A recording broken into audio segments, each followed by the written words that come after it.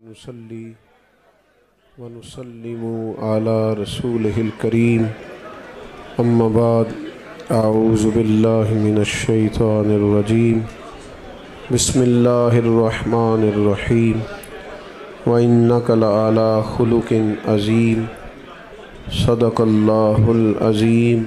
درود پاک پڑھ لیجیے۔ الصلاۃ والسلام علیک یا رسول اللہ وعلى آلک واصحابک یا حبیب اللہ۔ الصلاۃ والسلام علیک یا نبی اللہ وعلى آلک واصحابک یا حبیب اللہ۔ حمد و صلات کے بعد یہ جو چند ایک دوست آگے بیٹھ گئے نا موبائل لے کے، ان کا خیال ہے کہ پیچھے نہ کوئی بات سن سکے، یہ سب ہاتھ اونچے کر رہے ہیں، موبائل اونچے کر رہے ہیں اور پیچھے بیچارے لوگ پریشان ہیں۔ آپ لوگوں کو اللہ سلامت رکھے۔ صرف مووی چاہیے تھی تو بتا دیتے، ایک مووی بھیج دیتے، کام ختم ہو جاتا۔ اتنا زیادہ لوگوں کا وقت لینے کی کیا ضرورت تھی؟ کسی شخص کا آگے بیٹھنے کا مقصود یہ نہیں ہوتا کہ وہ باقی پیچھے جتنے لوگ ہیں ان کے لیے آزمائش کا سلسلہ بنے۔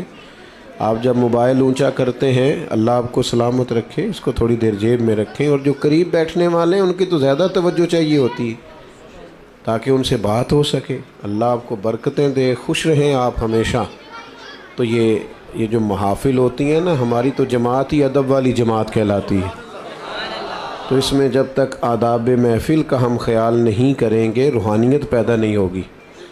اس لیے نہایت مہربانی کریں۔ وہ دیکھیں بار بار پیچھے سے دوست اشارہ کریں، بیٹا بیٹھ جائیں اطمینان سے۔ اللہ آپ سب کو برکتیں، سلامتیاں، عزتیں عطا کرے۔ اور پھر میں کئی جگہوں پہ کہہ چکا ہوں کہ مجھ سے کہیں گنا بڑھ کر، بلکہ کوئی مثال ہی نہیں دی جا سکتی، مسجد کا ادب بہت ہی زیادہ ہے۔ اس لیے اتنی زیادہ، ویسے بھی ہم شخصیات کے نہیں نظریات کے قائل ہیں۔ لوگ تھوڑی دیر کے لیے دنیا میں آتے ہیں پھر چلے جاتے ہیں، نظریے ہمیشہ باقی رہتے ہیں۔ تو نظریاتی بنے۔ یہاں حضرت صاحب تشریف فرما ہیں، باقی حضرات ہیں، باتیں تو سنتے رہتے ہیں۔ آج میرے ذمے لگا ہے 2-4 باتیں صرف، اور بڑی تھوڑی سی بات کرنے کا میں عادی ہوں۔ بس میں چاہتا ہوں آپ کی توجہ رہے، اور میں آیا ہوں تو تب بھی میری گزارش ہے، میں جاؤں گا تب بھی میری گزارش ہے کہ زیادہ بہتر یہ ہوتا ہے ایک دو دوست صرف اپنا موبائل چلانے کے لیے سارا ماحول جو ہے اس کو پریشان کر دیتے ہیں۔ وہ لائیو رہیں، رستہ سارا رک جائے کوئی حرج نہیں، وہ لائیو رہنا چاہتے ہیں۔ اللہ آپ کو برکت عطا کرے۔ یہ تو چیزیں ضمناً آ گئی ہیں، ورنہ تو بزرگ اس سے منع کیا کرتے۔ کوئی ایسی چیزیں نہیں، اللہ تعالی ہمیں سمجھنے کی توفیق دے۔ تو ضرور استعمال کریں ضرورت کے مطابق۔ ضرورت سے زیادہ کوئی بھی کام ہوتا ہے تکلیف کا باعث بنتا ہے۔ اللہ تعالیٰ سمجھ عطا فرمائے۔ انسانی زندگی میں وقت گزارنے کے لیے بہت ساری چیزوں کی ضرورت ہوتی ہے، لیکن کچھ چیزیں ایسی ہوتی ہیں جو اتنی ضروری ہوتی ہیں کہ ان کے بغیر وقت گزرتا ہی نہیں۔ ان میں ایک اہم چیز ہے کہ انسان کا اخلاقی رویہ کیسا ہے۔ بہت زیادہ پیسے شوہر کما کے لاتا ہو، گھر بھی اس نے کشادہ بنا کے دے رکھا ہو، اللہ تبارک و تعالیٰ نے فضل کیا ہو، اور وہ خاتون صاحب اولاد بھی ہو، اور گاڑی کی سہولت بھی موجود ہو، زندگی کی ساری نعمتیں ہیں، لیکن اگر اس کا اخلاقی رویہ ٹھیک نہیں نا، تو کبھی اس اہلیہ سے، اس خاتون سے پوچھ کے دیکھیے گا، وہ بیچاری بڑی تکلیف میں ہوتی ہے۔ کہتی ہے کیا کروں ان پیسوں کا جب اسے بولنے کا ہی پتہ نہیں، اس کا لہجہ ہی ٹھیک نہیں، کیا کرنا ہے ان ساری چیزوں کو۔ اسی طرح اہلیہ سارے ہی کام کرتی ہو، پردہ دار بھی ہو، نمازی بھی ہو، کام کاج بھی سارے کرتی ہو، لیکن اگر اس کا اخلاقی رویہ ٹھیک نہ ہو تو گھر بسانا مشکل ہو جاتا ہے۔ اس لیے اللہ تعالیٰ نے رسول اللہ صلی اللہ تعالیٰ علیہ وسلم کے اخلاق کی تعریف فرمائی، اور اس انداز میں تعریف فرمائی کہ امت کو پتہ چلے کہ محاسن اصل میں کیا ہیں۔ فرمایا وَإِنَّكَ لَعَلَىٰ خُلُقٍ عَظِيمٍ، اے محبوب بے شک آپ عظیم اخلاق پر ہیں، خلق عظیم کے مالک۔ ایک ہوتا ہے انسان کسی کو تحفوں سے مائل کرے، مختلف قسم کی چیزیں دے کے کسی کو مائل کرے، تحفہ لینے دینے سے بھی محبت بڑھتی ہے، لیکن اپنے حق میں قائل کرنا کسی لالچ کے عنوان پر، یہ دوستیاں لمبی نہیں چلتی، یہ تعلقات وسعت اختیار نہیں کرتے۔ کیونکہ اگر آپ نے کسی سے لالچ کی بنیاد پر دوستی لگائی ہے تو آپ یہ کیسے سمجھ سکتے ہیں کہ وہ جواب میں مخلص ہے؟ اگر آپ کا عنوان، آپ کا مزاج کسی لالچ کا ہے تو آپ کیسے توقع کرتے ہیں کہ وہ شخص اخلاص کے ساتھ آپ کے ساتھ؟ میری بات کی سمجھ آ رہی ہے؟ لالچ کے ساتھ تعلقات، آپ کسی شخص کو کچھ دے کے اگر اپنے حق میں کرنا چاہتے ہیں تو ایک دفعہ دے کے تھوڑی وہ حق میں ہوگا، روز دینا پڑتا ہے۔ یہاں تو آپ 99 دفعہ کسی کو دیں، ایک دفعہ نہ دیں تو وہ کہتا ہے تو نے تو کبھی دیا ہی نہیں، ہمیشہ دینا پڑتا ہے۔ اب اس مسئلے کا حل ہمیں نبی کریم نے بیان کر کے دیا۔ کریم فرمانے لگے تم دولت کے زور پر لوگوں کو قائل نہیں کر سکتے، ہاں اخلاق ایک ایسی نعمت ہے، اخلاق ایک ایسی دولت ہے، تمہارا رویہ، تمہارا انداز ایک ایسی دولت ہے جس کی بنیاد پر تم لوگوں کے دلوں میں گھر کر سکتے ہو۔ اب اخلاقی رویے سے کیا مراد ہوتی ہے؟ صرف میٹھا بولنا؟ وہ تو لوگ مطلب کے لیے بھی بولتے ہیں، وہ تو بعض لوگوں کی ٹریننگ ہوتی ہے، سیلز مین ہوتے ہیں، دیگر ان کی ٹریننگ ہوتی ہے، گاہک جیسا بھی آ جائے کڑوا بولنا ہی نہیں۔ صرف میٹھا بولنا تو اخلاق نہیں، میٹھا بولنا بھی اخلاق ہے، پر سچ بولنا بھی اخلاق ہے۔ تحمل، بردباری، وفاداری، حوصلہ، یہ اخلاق ہے۔ اللہ تعالیٰ نے جو دے دیا ہے اس پہ راضی ہو جانا، کسی کے پیسے دیکھ کر، مال دیکھ کر، شہرت دیکھ کر، اقتدار دیکھ کر کبھی پریشان نہ ہونا، بلکہ یہ سوچنا کہ رب کا جتنا مجھ پر کرم ہے شاید ہی کسی پر ہو۔ اپنے آپ کو ہمیشہ رب کی رضا میں راضی رکھنے والا بندہ اعلیٰ اخلاق کا مالک ہوتا ہے۔ لیکن لاکھوں کروڑوں روپے کا مالک ہو، ہرس ہوس لالچ اس کا ختم ہی نہ ہوتا ہو، تو یہ بندہ کبھی بھی با اخلاق ہو سکتا نہیں۔ اپنے رویوں سے انسان، دیکھیں سب سے زیادہ ضرورت ہوتی ہے بردباری کی انسانی وقت زندگی میں۔ کسی آدمی کا بھی مزاج دوسرے سے نہیں ملتا۔ اللہ تعالیٰ نے جس طرح ہر آدمی کو ایک ناک دی ہے، دو آنکھیں دی ہیں، دو کان دی ہیں، لیکن چہرہ پھر بھی کسی کا دوسرے سے نہیں ملتا۔ کہیں کوئی لوگ آپ کو ملیں گے جڑواں ہیں تو ان کے چہرے ملتے ہیں، ورنہ عموماً یہ ہے کہ اگرچہ جس چہرے پر اعضاء اتنے ہیں جتنے سب کے ہیں، لیکن کسی کا چہرہ دوسرے سے، اسی طرح مزاج بھی نہیں ملتے، مزاج بھی نہیں ملتے۔ اور میرے والد صاحب کہا کرتے تھے نصیب بھی نہیں ملتے، وہ بھی اپنے اپنے ہوتے ہیں۔ تو آپ کا جب چہرہ نہیں ملتا، مزاج نہیں ملتا، لیکن گزارا تو کرنا نا لوگوں کے ساتھ۔ اگر ساری عادات آپ کو بہو کی پسند نہیں، داماد کی پسند نہیں، بھائی کی پسند نہیں، ساری عادات ملازم کی پسند نہیں، تو میرے عزیز کئی دفعہ ساری باتیں تو ماں باپ کی بھی پسند نہیں ہوتی۔ تو مزاج بردباری کا ہو، تحمل کا ہو، طبیعت میں ٹھہراؤ ہو۔ یہ انسان کی طبیعت میں بعض اوقات جلد بازی جب آتی ہے نا تو انسان پروقار نہیں رہتا۔ یہ ہمارے نوجوانوں کی طبیعتوں میں بہت جلدی ہوتی ہے، راتوں رات امیر ہونا چاہتے ہیں، کوئی چور دروازہ تلاش کرتے ہیں آگے جانے کا۔ آپ دیکھیں آج کل سوشل میڈیا پر مشہور ہونے کے لیے لوگ کیا کچھ کر رہے ہیں۔ اچھے بھلے سنجیدہ لوگ ہیں، نہیں بھی شہرت ہوگی تو کیا ہو جائے گا۔ حضرت مولا علی شیر خدا کرم اللہ تعالی وجہ الکریم فرماتے ہیں اسے مبارک ہو جسے تھوڑے لوگ جانتے ہیں۔ میں آپ کو کیسے، اللہ تعالیٰ مجھے معاف کرے کہیں کوئی ایسی بات نہ نکل جائے، کئی دفعہ استغفار کرتا ہوں اس کے حضور، لیکن جب آپ بہت معروف ہو جاتے ہیں تو آپ کی تو کوئی ذاتی زندگی نہیں رہتی، کوئی نجی زندگی نہیں، آپ تو اپنی مرضی سے کہیں آ جا ہی نہیں سکتے۔ کوئی کام دنیا کا، پہلی بات تو یہ ہے کہ ہر جگہ تو کیمرہ فٹ ہے۔ میں ایک جگہ پہ گیا 8-9 گھنٹے کا سفر کر کے، تو گرمی بھی بڑی شدید تھی اور کچھ لیٹ ہو گئے تو راستے میں رک بھی نہ پائے. تو ہم جب وہاں پہنچے تو وہ 5-6 کیمرے تو گاڑی پہ سیٹ ہوتے ہیں آپ کے, اور پھر گاڑی سے نکلے اور جہاں جہاں بھی گئے یہ 10 تصویریں, یہ اس کے ساتھ کھڑے ہو جائیں, یہ اس نے بھی کیمرہ پکڑا ہے, یہ اس نے بھی کیمرہ پکڑا ہے. آپ اپنی ٹانگ بھی سیدھی نہیں کر سکتے اگر تکلیف بھی ہو تو, جو کہ کیمرے چل رہے ہیں. جب کافی دیر گزر گئی اور وہ تصویریں ہی بناتے رہے, تصویریں ہی بنتی رہیں, تو میں نے ان سے کہا کہ 1 گلاس پانی کا مل سکتا ہے؟ ایک دوسرا نہیں مانگتا, ظاہر ہے گرمی ہے, مسافر ہوں, سفر کیا ہے, چلو پانی مل جائے. اس کے بعد پھر کیمرے چلتے رہیں. تو پھر ایسا نہیں تھا کہ لوگ اچھے نہیں تھے, لیکن وہ کیمروں کی دوڑ میں بھول ہی گیا انہیں کہ آتے ہی پہلے فوٹو ہوتی ہے کہ پہلے پانی ہوتا ہے, انہیں بھول گیا. اور جب میں نے توجہ دلائی تو پیار والے تھے, کچھ ان کی طبیعت میں احساس بھی پیدا ہوا کہ یار یہ ہم سے کیا ہو گیا. لیکن یہ چیزیں بردباری کو ختم کرتی ہیں, تحمل نہیں رہتا.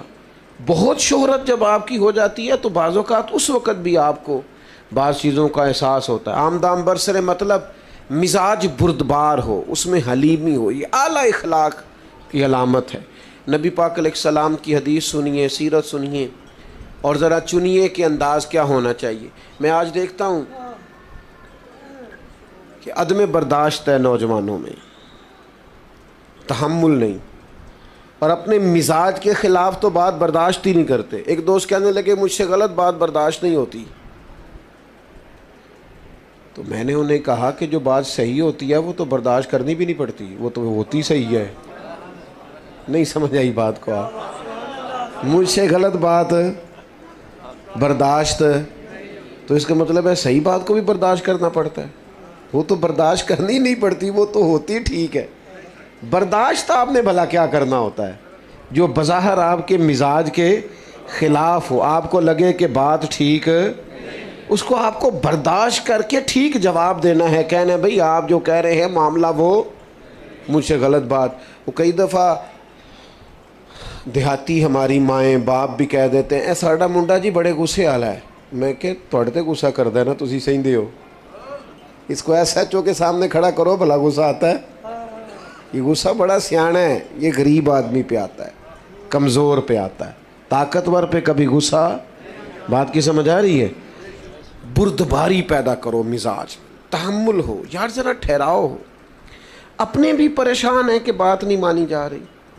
یعنی والد بھی بے باک ہو کہ اپنی اولاد کو کوئی کام نہ بتا سکے, والدہ بھی نہ بتا سکے, اپنے قریبی لوگ بھی بے تکلف ہو کے کچھ کہہ نہ سکے, تو کیا کمایا انسان نے زندگی میں. سرکار تشریف فرما تھے, ایک یہودی شخص آیا اور اس نے مطالبہ کیا کہ میری رقم آپ کے ذمے ہے, دیں, اور سختی سے مطالبہ کیا.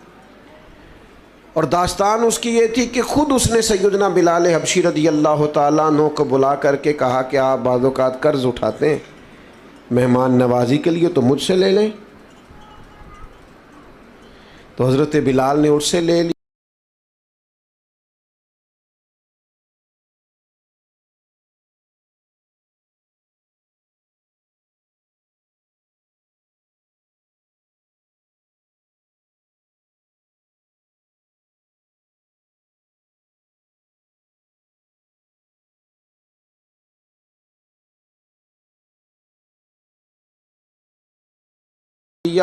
صرف سمجھانے کے لیے, بلا مثال و بلا تشبیہ بات عرض کروں.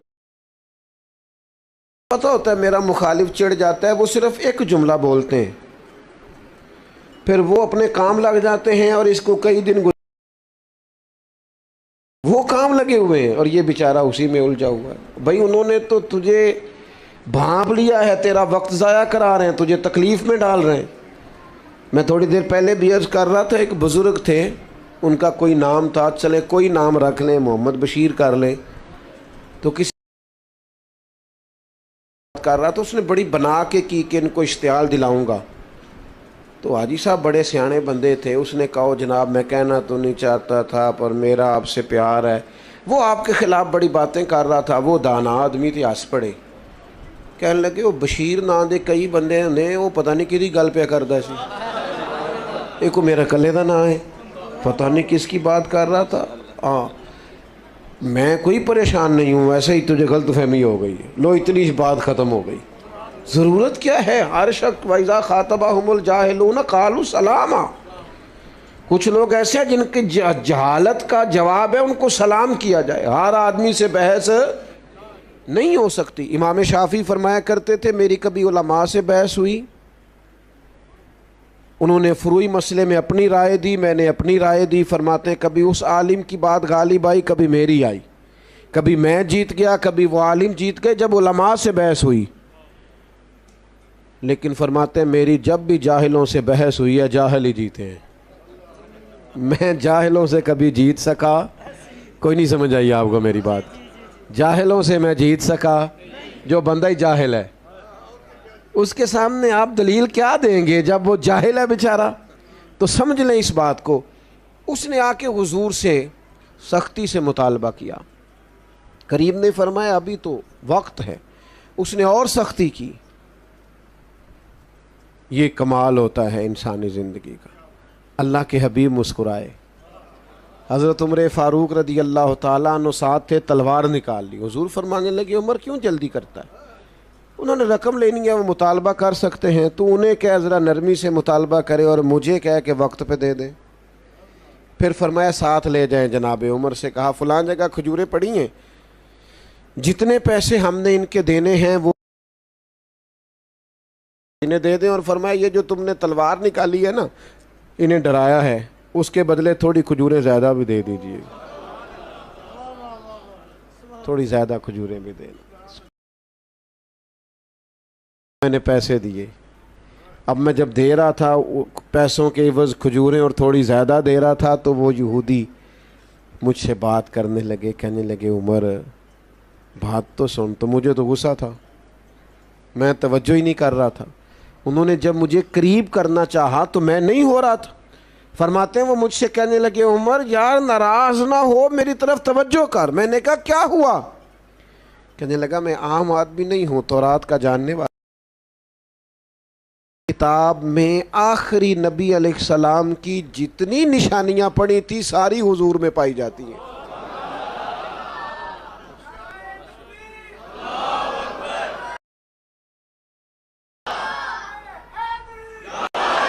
اور ان نشانیوں میں ایک نشانی یہ تھی کہ جیسے جیسے کوئی ان کے ساتھ جہالت کرے گا ان کا حلم بڑھتا جائے گا، بردباری میں اضافہ ہوگا، ان کا حوصلہ بڑھتا جائے گا. میں نے جان بوجھ کے ادھار دیا تھا، میں نے جان بوجھ کر پہلے مطالبہ کیا تھا، اور میں نے سخت بات بھی معاذ اللہ جان بوجھ کے کی تھی. لیکن عمر آج وہ نشانی بھی پوری ہو گئی. اتنا حوصلہ میں نے سمندروں میں بھی نہیں دیکھا جتنا مدینے والے محبوب کو نصیب. لہٰذا مہربانی کریں مجھے ساتھ لے جائیں، مجھے معافی بھی لے کے دے دیں اور محبوب کریم کا کلمہ پڑھوا کے مجھے مسلمان بھی کرا دیں. تھوڑی سی بردباری، وزاداری، طبیعت میں ٹھہراؤ. اور یہ جو لوگ بیچارے بہت بے حوصلہ ہوتے ہیں نا، یہ قوت فیصلہ سے محروم ہو جاتے ہیں. ہر روز پچھتاتے ہیں، ہر روز شرمندگی محسوس کرتے ہیں، اس لیے کہ ہر فیصلہ ہی جلد بازی میں کرتے ہیں. ہر کام کے اندر ہی بعض اوقات کمزوری رہ جاتی ہے چونکہ بردبار نہیں ہوتے. ہر روز انہیں اپنی باتوں کی وضاحت دینا پڑتی ہے. کوشش کریں زندگی میں بردباری اپنائیں، تحمل ہو، ٹھہراؤ، ذرا سنیں. میں کئی دفعہ محبت کے ساتھ کہتا ہوں کہ میاں بیوی کی لڑائی میں زیادہ غلطی میاں صاحب کی ہوتی ہے. نہ گھوریں آپ مجھے، میں نے ٹھیک کہا ہے. آپ زیادہ گھور رہے ہیں، اس سے کم گھور لیں، گزارا ہو جائے گا. وہ اس لیے کہ سب کا ماننا ہے نا کہ عورت بیچاری کی عقل کمزور ہے، تو میاں صاحب کی تو پوری ہے نا. تو گھر کے مسئلے انہوں نے سلجھانے تھے، یہ تو برابری پہ اتر آئے بحث کرنے پر. یہ تو ہر بات میں کہتے ہیں میں جیت کے چھوڑوں گا. تو بھائی اب تو پھر تجھے ہی کہنا پڑے گا کہ غلطی تیری ہے، کیونکہ تو اگر عقل مند زیادہ ہے تو تجھے بردبار بھی زیادہ ہونا چاہیے تھا، تحمل مزاج بھی زیادہ ہونے چاہیے تھا، تیری طبیعت کے اندر ٹھہراؤ بھی. مجھے اچھی طرح یاد ہے ہمارے ایک بزرگ تھے، تو ایک دفعہ ان کے کوئی جاننے والے ان کے پاس سے گزرے تو حضرت سائیکل پہ تھے. تو اس بندے کو دیکھ کے حضرت سائیکل سے اتر گئے, سلام لی, لیکن اس نے نا جاتے جاتے کہا وعلیکم السلام اور گزر گئے. میرا خیال ہے میرے ساتھ کوئی ایسا کرتا تو میں 2 کو ہفتے اس کا تکبر بیان کرتا, معاذ اللہ, بڑا غرور ہے جی, تمیز ہی کوئی نہیں, میں روکا ہوں ملا ہی نہیں. لیکن اللہ والوں کی سوچیں اور ہوتی ہیں. بندے نے سلام کا جواب صحیح طریقے سے نہیں دیا, گزر گیا, تو تشریف لائے کلاس میں, تو آ کے فرمانے لگے یار ان کے لیے دعا کرنا, آج مجھے کوئی پریشان سے لگے ہیں. بندہ بڑا سیانہ ہے, آج لگا ہے کوئی تکلیف تھی, کسی ذہنی پریشانی کا شکار تھے, ورنہ اس طرح کا شخص سارے ہاتھ اٹھا کے دعا کرو, اگر ان کو کوئی پریشانی ہے تو اللہ انہیں سکون عطا کر دے. ہم نے پوچھا کیا ہوا, تو فرمانے لگے میں تو اترا ہوں ان سے ملنے کو, لیکن وہ وعلیکم کہہ کے تیزی سے گزر گئے ہیں, تو کوئی خاص تکلیف میں ہوں گے, کچھ تو مجبوریاں رہی ہوں گی, یوں ہی کوئی بے وفا نہیں ہوتا, کوئی تکلیف محسوس ہوتی ہے, اس لیے ایسا ہوا ہے. قربان جائیں, اللہ کے بندوں کی سوچیں اس طرح کی ہوتی ہیں. اور ہمارے ہاں گمان فوری طور پر گمان گمراہی کی طرف لوٹتا ہے, بدگمانیاں عروج پکڑ لیتی, بردباری ٹھہراؤ. ایک فتویٰ ہمارے ہاں دیا جاتا ہے بیٹی کے حق میں ماں باپ کی طرف سے, اور ایک فتویٰ دیا جاتا ہے بہو کے حق میں. بیٹی کے سسرال سے شکایت آ جائے نا, اسے تو کوئی کام کرنا ہی نہیں آتا, تو پھر ماں باپ فتویٰ دیتے ہیں, مشورہ دیتے ہیں, کہتے ہیں ابھی بچی ہے, سیکھتے سیکھتے یہ بیٹی کے حق میں. اور اگر بہو کی شکایت آئے نا کام کرنا نہیں آتا, تو پھر یہ والا کلیہ یہاں استعمال نہیں کرتے, پھر کہتے ہیں اماں نے سکھا کے نہیں بھیجا, سکھا کے بھیجنا چاہیے. آپ کے مزاج میں جو حوصلے بیٹی کے لیے ہیں وہی حوصلے بہو کے لیے کیوں نہیں؟ جو آپ کے دل کے اندر درد اپنی اولاد کے لیے وہ باقیوں کے لیے کیوں نہیں؟ مسلمان کی شان یہ ہے کہ جو اپنے لیے پسند کرتا ہے وہی اپنے بھائی کے لیے بھی پسند کرتا ہے, یہ اس کا اعزاز ہے. تو بردباری پیدا کریں, اور وہ بھی چند لوگوں کے لیے نہیں, حضور کی امت کے لیے. اور اسی بردباری کا اگلا نتیجہ یہ ہوگا کہ غصہ ختم ہوگا. میں آپ سے عرض کروں, اگر علماء سے لوگ 100 مسئلہ پوچھتے ہیں نا روز, تو ہو سکتا ہے 95 طلاق کے مسئلے ہوں. اتنی بڑی ریشو ہو گئی ہے طلاق کی. وجہ کیا ہے؟ بردباری نہیں, غصہ ہے, اور شدید غصہ ہے. غصہ اچھا ہے, غصہ بری چیز نہیں, لیکن غصہ آنا چاہیے جب اللہ کی حدیں توڑی جائیں, شریعت کی مخالفت. یہ تو غصہ محمود ہے, لیکن ہمیں غصہ آتا ہے جب کوئی ہماری ذاتی مخالفت کرتا ہے. حدود اللہ کے معاملے میں ہم غصہ نہیں کرتے. عزیز دوستو, یاد رکھنا, غصہ اللہ کے حبیب علیہ الصلاۃ والسلام نے فرمایا میں اسے پہلوان جانتا ہوں جو غصے کے وقت اپنے آپ پر کنٹرول کر لے. اسے حضور نے پہلوان کہا. اسے شدید غصہ آیا ہے, اشتعال دلایا گیا, سخت لہجہ ہو سکتا تھا, سب اسے آتا ہے, لیکن رب کی رضا کے لیے کنٹرول کر گیا. یہاں تو نہ اساتذہ کو لوگ معافی دیتے ہیں, نہ بزرگوں کو دیتے ہیں, نہ والدین کو دیتے ہیں. کیوں جی؟ بعد میں کہتے ہیں مجھے غصہ تھا. وہ خدا کے بندے, یہی تو مقام میں جگہ تھی, مقام تھا جہاں امتحان تھا تھوڑا سا. تو بردباری, غصے سے دوری. اور تیسری بات, اپنی زندگی حکمت کے ساتھ گزاریں. دانائی حسن ہے دین کا. نبی پاک نے صرف قرآن نہیں سکھایا, وَيُعَلِّمُكُمُ الْكِتَابَ وَالْحِكْمَةَ, حضور نے کتاب بھی سکھائی ہے اور ساتھ حکمت بھی سکھائی. اور اللہ کے حبیب علیہ السلام نے فرمایا یہ حکمت اور دانائی یہ مومن کی گمشدہ میراث ہے, جہاں سے ملے وہیں سے لے لو. حضرت لقمان نے اپنے بیٹے سے کہا تھا بیٹا میرے جو تجربے ہیں نا میں نے ان کی قیمت چکائی ہے, محنت کی ہے, جد و جہد کے بعد تجربے سیکھیں. آپ کی توجہ ہے میری بات پر؟ ماشاءاللہ. آج میں نے دوستوں کا مجاہدہ آزمایا ہے, تقریباً 18 منٹ بغیر موبائل کے نکالے ہیں کچھ دوستوں نے. یہ میں نے آج مجاہدہ دیکھا ہے. چلیں اتنا تو حوصلہ پیدا ہو ہی گیا اللہ کے فضل. 18-17 منٹ تقریباً میرے سامنے کھڑی ہے, اتنی دیر کچھ دوستوں کے موبائل رہے. چلیں انشاءاللہ تعالی امید لگ گئی ہے اب کہ یہ 30 بھی ہو ہی جائیں گے کسی دن انشاءاللہ. اتنی کو دیر نکلتی ہے ہماری موبائل کے. اللہ سلامتی عطا کرے آپ کو. بس بات بھی سمیٹنے لگا ہوں, آپ غور فرمائیے گا. حکمت, دانائی, حضرت لقمان فرماتے ہیں ہمارے پاس جو دانائی ہے ہم نے اس کی قیمت چکائی ہے, اور فرماتے ہیں تمہیں کہہ رہے ہیں کہ بغیر قیمت کے دانائی لے لو, تمہیں قیمت نہ چکانی پڑے تم ویسے لے لو دانائی. اپنے بزرگوں سے, بڑوں سے, بالخصوص سرکار دو عالم علیہ السلام کے ارشادات سے حکمت سیکھیں. حضور دانائی کی بات کرتے اور تدبر کی بات کرتے. حضرت سعد بن عبادہ رضی اللہ تعالیٰ عنہ کے پاس نا جھنڈا تھا فتح مکہ کے موقع پر. تو ایک ایسا وقت آ گیا, ماحول ایسا بن گیا کہ ان سے جھنڈا واپس لینا پڑا. یہ لفظ بولا جاتا ہے علم بردار. تو غزوات کے اندر, جنگوں کے اندر کسی کے ہاتھ میں, جس کے ہاتھ میں جھنڈا ہوتا تھا, جو علم بردار ہوتا تھا, ایک اہم پوسٹ پر ہوتا تھا, آگے آگے چلتا تھا. اور یہ اتنا اہم کام تھا کہ جنگ موتا کے موقع پر سرکار نے نصیحت فرمائی تھی, اگر فلاں شہید ہو جائے تو جھنڈا فلاں کے ہاتھ میں, فلاں شہید ہو جائے تو فلاں کے ہاتھ. یہ اہم کام تھا. تو حضرت سعد بن عبادہ رضی اللہ تعالیٰ عنہ کے پاس جھنڈا تھا. اب کچھ حالات ایسے بن گئے کہ تقاضا حکمت کا یہ تھا کہ جھنڈا ان سے لیا جائے. مطالبہ ہو رہا ہے, لیکن خدمات بڑی ہیں, عظمت بڑی ہے, شان بڑی ہے, بہت بڑے آدمی ہیں, اور کوئی ایسی بات بھی نہیں کہ ضرور ان سے لیا جائے, پر حکمت کا تقاضا ہے کہ لے لیا جائے. اب کیا کیا جائے, کیسے جھنڈا مانگا جائے؟ تو چند لوگوں نے مطالبہ کیا کہ آپ یوں کریں, ان سے جھنڈا واپس لیں. اب یہ میرے رسول کریم کا طریقہ دیکھو.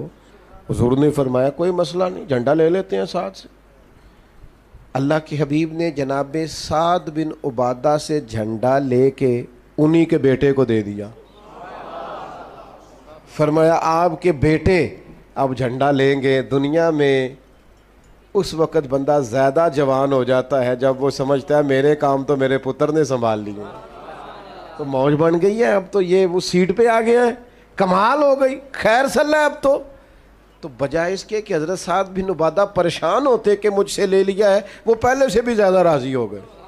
کیا کمال ہوگی. اب وہ لوگ بھی حضور کی حکمت پر عش کر اٹھے جنہوں نے یہ عرض پیش کی تھی, کہا یا رسول اللہ یہ تو کمال ہو گئی ہے. کیا تدبر ہے, کیا فہم و فراست ہے, کیا دانائی ہے, کیا حکمت ہے.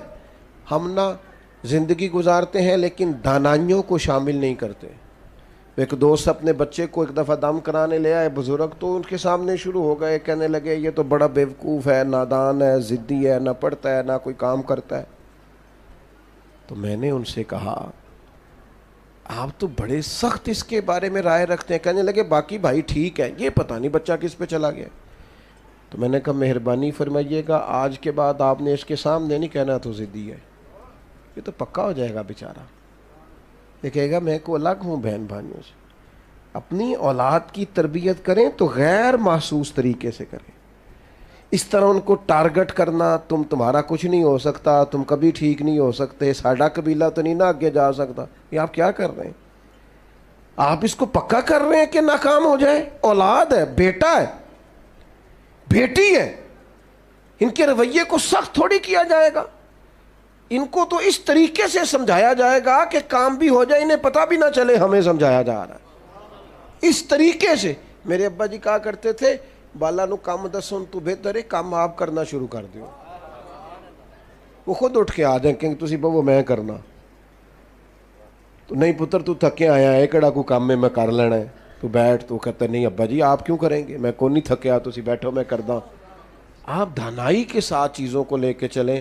لیکن وہ کسی وقت ہمیں خطاب کرنے کا شوق ہوا ہوتا ہے تو بس وہ بیچارے بیٹے کی کلاس لگ جاتی. وہ پھر بچے شکایت کرتے ہیں, کہتے ہیں ہمارے گھر میں تو بات شروع ہوتی ہے تو کئی ہفتے ختم بھی نہیں ہوتی. وہ ابا جی باہر بھی کسی کا غصہ ہو تو گھیر گھار کے گھر لے آتے, پھر ناراض ہو رہے ہو میرے نال, تھوڑے تھوڑے گھورتے ہیں آپ اور دائیں بائیں دیکھتے ہیں. مسجد میں بیٹھا ہوں, کسی بیٹے نے شکایت نہیں لگائی.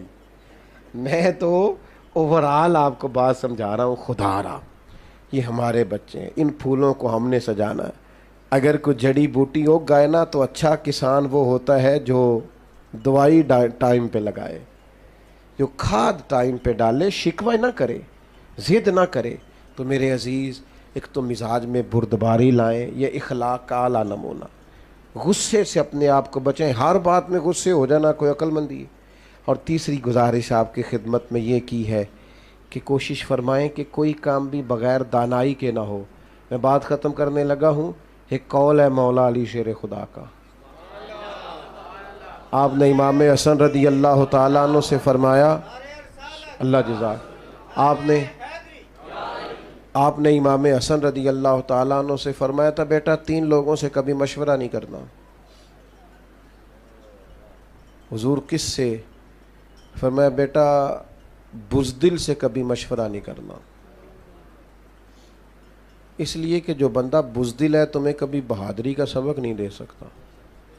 اور دوسرا آپ نے ارشاد فرمایا تھا کہ بیٹا بخیل سے کبھی مشورہ نہیں کرنا، بخیل سے کبھی مشورہ، کنجوس ہے نا، فرمایا اس سے کبھی مشورہ نہ کرنا، اس لیے کہ جس کا دل بڑا نہیں نہ ہوتا اس کا دماغ کیسے بڑا ہو سکتا ہے۔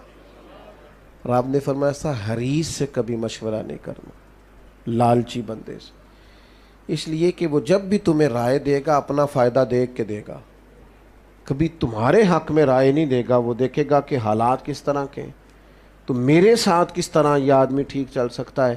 یہ دانائی ہے، حکمت ہے۔ اپنی دوستیاں، اپنے تعلقات ایسے بنائیں کہ جہاں حسین لوگ ہمارے مشوروں میں شامل ہوں، حسین لوگوں کے ساتھ ہمارا اٹھنا بیٹھنا ہو، عمدگی کے ساتھ ہمارا طرز زندگی گزرے۔ عزیز دوستو یاد رکھیں، جب تک طبیعتوں میں ٹھہراؤ نہیں نہ آتا اور یہ بردباری، یہ دانائی نصیب نہیں ہوتی، بندہ بڑا باصلاحیت بھی ہو تو کام کوئی نہیں کر سکتا۔ اس لیے کہ کسی کو بھی کوئی چیز پہنچانے کے لیے، سمجھانے کے لیے، سکھانے کے لیے بردباری ضروری ہوتی۔ آپ شدت کے ساتھ کوئی کام کریں گے تو وقتی طور پر اثرات ہوں گے، لیکن اس کے اثرات دیر پا نہیں ہو سکتے۔ آپ دیر پا وہ کام کرتے ہیں جو تحمل کے ساتھ، بردباری کے ساتھ، ٹھہراؤ کے ساتھ۔ ہاں کچھ کاموں میں جلدی کرنے کا حکم ہے، فرمایا نماز کا وقت آ جائے تو جلدی پڑھ لو، بیٹی بیٹے کا مناسب رشتہ مل جائے تو جلدی کر لو، کسی کی رقم دینی ہو، پیسے مل جائیں تو ادا کرنے میں جلدی کرو، کسی کا انتقال ہو جائے تو تدفین کرنے میں، تو ان 4 کاموں میں جلدی کا حکم ہے نا۔ باقی تو فرمایا ٹھہر ٹھہر کے کرو، اطمینان سے کرو، قرار سے کرو، سکون سے کرو۔ اللہ کے حضور عرض گزار ہوں مالک ہماری اس حاضری کو اپنی بارگاہ میں قبول فرمائے، اور اللہ تبارک و تعالی اپنی خاص رحمتوں سے ہمیں سرکار کے خلق عظیم کی خیرات عطا فرمائے۔